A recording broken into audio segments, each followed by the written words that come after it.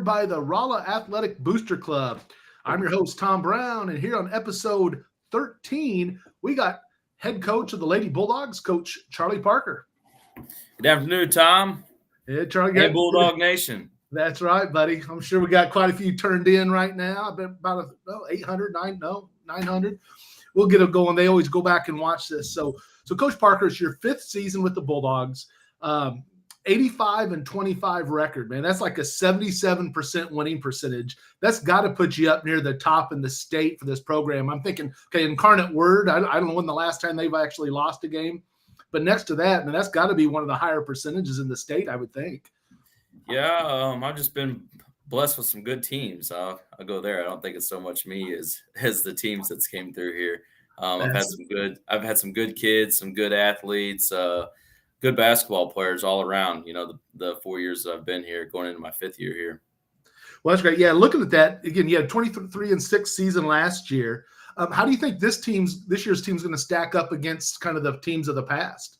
This year's team, man, I think we're going to be right up there with what we've had in the past, although a little bit of changing. I have zero size. My first couple of years here, I had that first year I had Rebecca Yonke and Lauren Pritchett and Savannah Campbell, and then had Savannah the next 2 years, and had some size through there. And last year we graduated our size, but we still had Jessica Pritchett in the program, and she was our height. And this year, I think Willow Gideon may be our tallest person in there this year at a whopping 5'10", and I think Brooke Bleckman's playing our post this year, and she's about 5'6", 5'7". So, we're not very tall, but we make it up for it in other ways.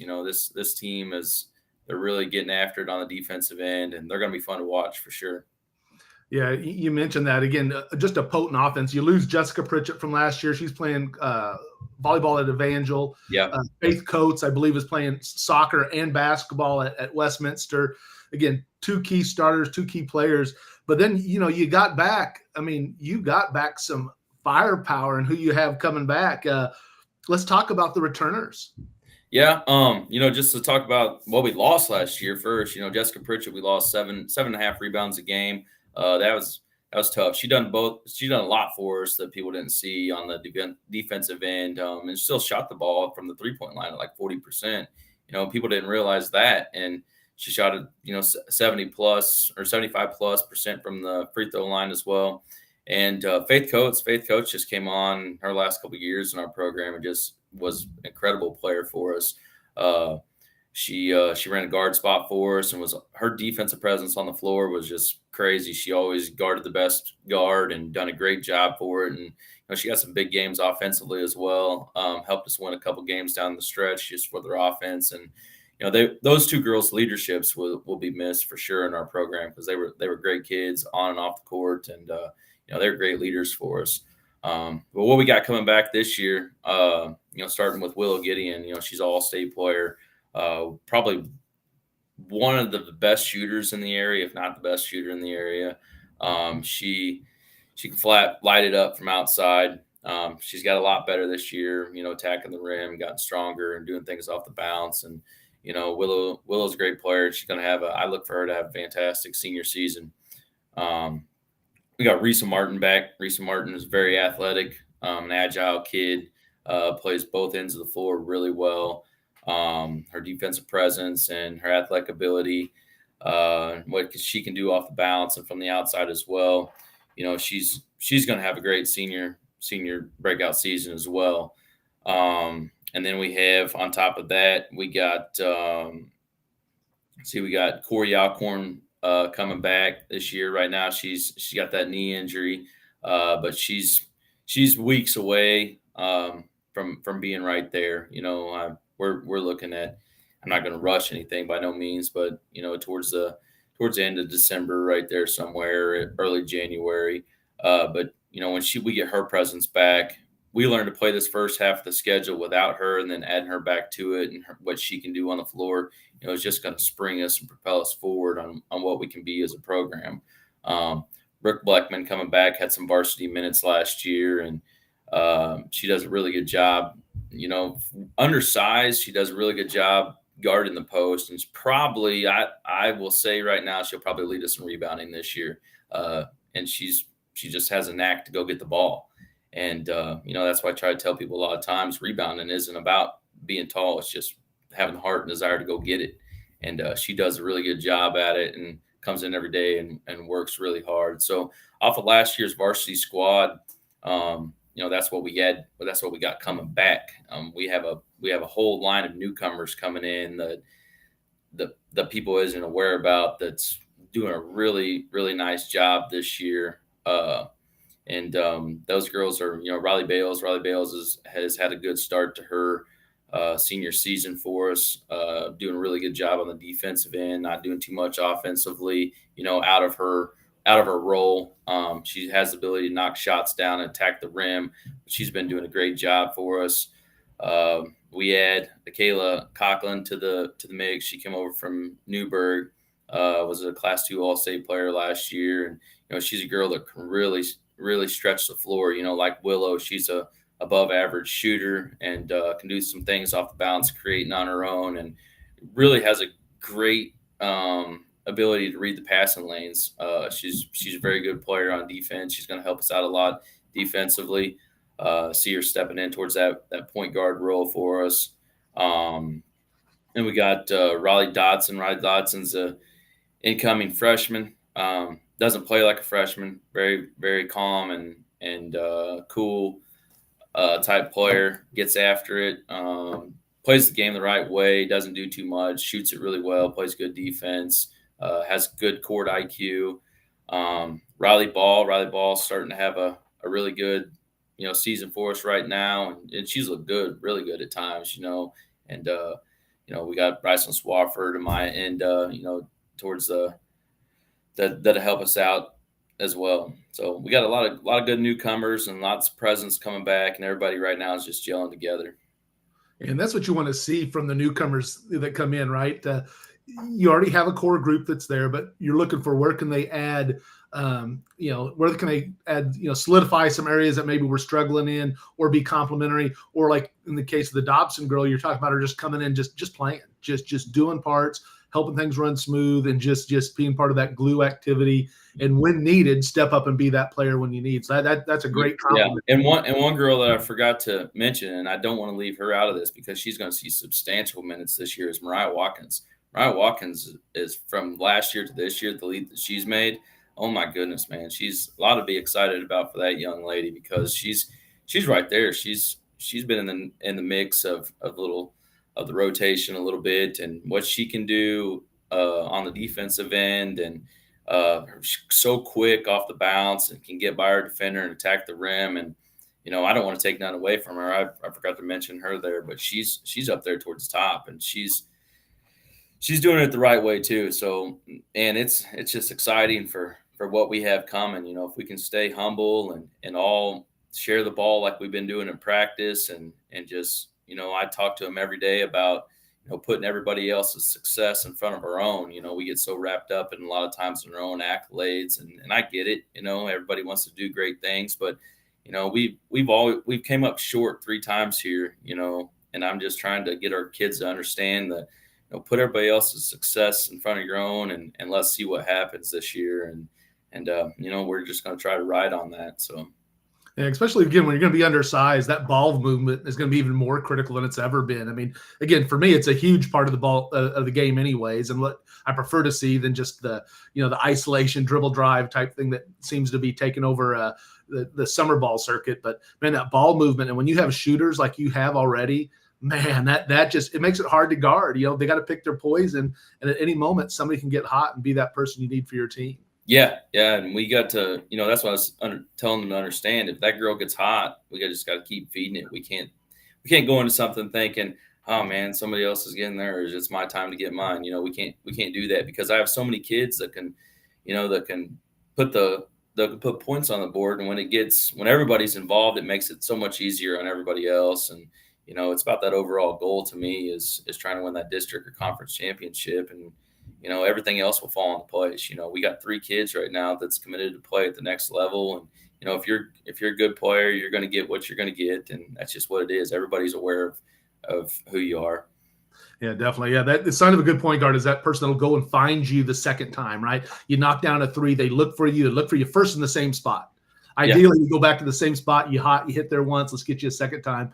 But again, always looking for that one and attack that person again and see if you can get them another shot. Because man, a lot of those kids are gonna, they feel one, they're gonna get a second one as well. Yeah. And again, we're supportive, as you're saying, versus the competitive nature. Oh yeah, well my turn. Yeah, I've seen that happen as well. And we've been doing a really good job of it right now in practice. I mean, we've shared the ball so well and involved everybody, and girls have been excited for everybody else's success. Somebody come down, they'll knock a shot down, and they're cheering them on and doing what we do when we celebrate. And it's been fun right now. Oh yeah, we get some of that, and we're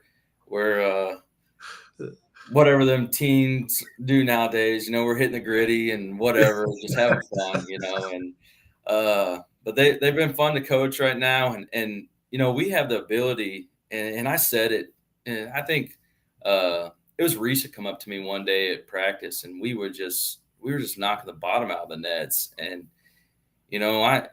she came up to me one day and she said, Coach, she said, if we all get hot at the same time, she said, we'll be scary good. And I said, yeah. And I'm saying it right now. There might be a night that the stars align that we may hit 15, 16 threes. And it's crazy because we have that ability. I mean, you have so many kids that could shoot it at a high percentage. And, they're going to be a fun team to watch. They're going to scrap on the defensive end, and we're going to push the tempo offensively. And, we're going to let it fly. I'm not trying to hold kids back. And, if you get an open shot and you're confident and you're an exceptional shooter, you're letting it go, but you also, if you're not that, you need to know what your role is, and they're understanding their roles, and they're, we've had discussions about that, and, they're not playing outside of something that they can't do.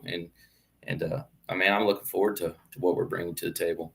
Well, you don't have to wait long. Friday night, we got the Bluefish shootout, the kind of the tip off of our season. Again, it's going to be early. Both boys and girls are going to be playing. We're going to have the varsity and the junior varsity playing on both of them. So the Lady Bulldogs, the varsity, starts off at 7 p.m. in the main gym, while the JV boys will be in the back gym at that same time. Mm-hmm. And then at 8:30, the varsity boys will be in the main gym, and in the back gym will be the JV girls at 8:30. So it's kind of a nice way so you can use your JV varsity. You can get JV girls up to the varsity. So that works. There's not a lot of shootouts like that, that involves both squads. And our Bluefish shootout, it is my first or second year here. I think that, we played one day and had a handful of teams, but now we got, 13 girls teams in it and 6 or 8 boys teams turned into a 2-day fair. It's at points, and it's been a little overwhelming because we've just brought so many people in and trying to get everybody, scheduled how they need scheduled. And, but it's all fell into place, and it's going to be, it's going to be something good. And I like to thank Bluefish for sponsoring that event for us. And, we put a lot of time and effort in behind it, bringing these teams in. We got some teams coming out of Kansas City, and we got some local teams and some smaller class teams that people don't get to see. And then, we got St. James and some other OC members in West Plains Union coming in. Some really good basketball is going to be played this weekend here. Yeah, definitely. So you got the girls already? I'm sure they're excited, ready to go. Anything we need to be looking at special, what we're going to see Friday night when you guys take on, is it Pembroke Hill? Pembroke Hill, yep. We got Pembroke Hill, and Pembroke Hill's out of Kansas City. People don't know about them. That's the home to Kareem, Brandon, and Jerron Rush that played UCLA and Mizzou years ago, Kansas, played in the NBA. But the girls program, last year they were 500, and they lost to Raytown, who ended up going to the Final Four. But they return everybody off last year's squad, and I've been watching some film on them, and they got a really good little point guard, and they're a scrappy little team, and they're gonna come in and give us a good test off the get go. That'll be good. Yeah, excited to see. So make sure everybody comes out to the game. Again, we're gonna have a couple games beforehand, starting early in the afternoon on Friday, and then again in the headliners, we're gonna have the Lady Bulldogs at 7:00, and then the boys Bulldogs at 8:30. They're going to be taking on Cap City. And then games will continue on Saturday. So come on out. Again, as Coach Parker said, we got local teams out in there as well as some of the other ones. On the boys' side, I think Owensville and Newburgh. So Newburgh's coached by Kobe Wands, and then Owensville's coached by Cullen Van Leer, who played up Mizzou. And then Cullen actually played for me with Kobe in summer shootouts when they were young. We do some travel ball. So that's going to be kind of a little personal side watching those two guys go at it. Yeah. And Cullen's dad is coaching the girls' side at Owensville.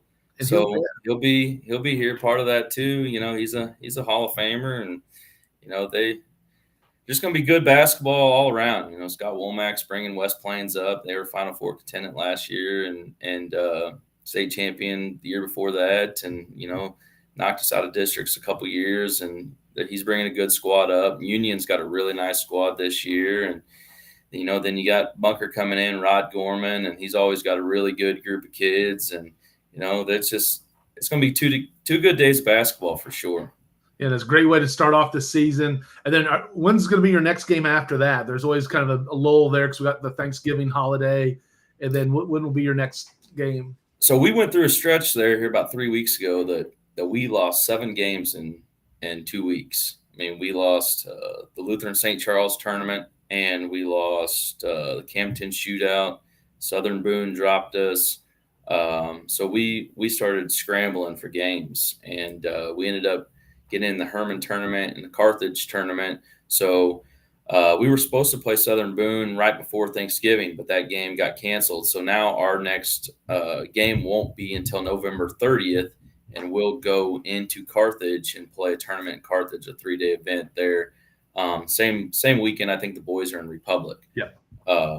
You know, we're going to see Bentonville and Olathe East, and, you know, a lot of teams that we've never seen before. So Fort Scott, teams out of Fort Scott, Kansas, and, you know, there's going to be a lot of good teams down there, people that we've never seen before. And so I'm kind of excited about that tournament, getting away and getting down there and seeing some new people. Yeah, and it's always a great thing to get to start off the season, test yourself, see where you're at, give your kids a measuring stick for where they need to be going, and then you can use that to kind of drive their performance for the rest of the year. Yeah. All right, well, Coach Parker, thank you very much for joining us today. Good luck on the rest of the season. Again, everyone, make sure you come out to the Bluefish Shootout. Going to be again Friday and Saturday. The Lady Bulldogs will be playing at 7 p.m. in the main gym for the varsity, and the junior varsity will be at 8:30 in the practice gym. And then for the boys, the varsity boys will be playing at 8:30 in the main gym, and then the JV boys will be playing at 7:30 or 7 o'clock in the practice gym. Head to the rollabulldogs.org site to get all the schedule information for the rest of the season. Next episode, Inside the Huddle, is going to be a morning edition with Coach Miller on Thursday. Going to go for 9:30 a.m. So make sure you guys tune in for that one, or just search on the web and you can watch it later on. And for Lady Bulldogs head coach Charley Parker, I'm Tom Brown. I want to thank you all for joining us on another episode of Inside the Huddle. Thank you. Go Dogs. Go Dogs. Thanks, Coach. Thank you.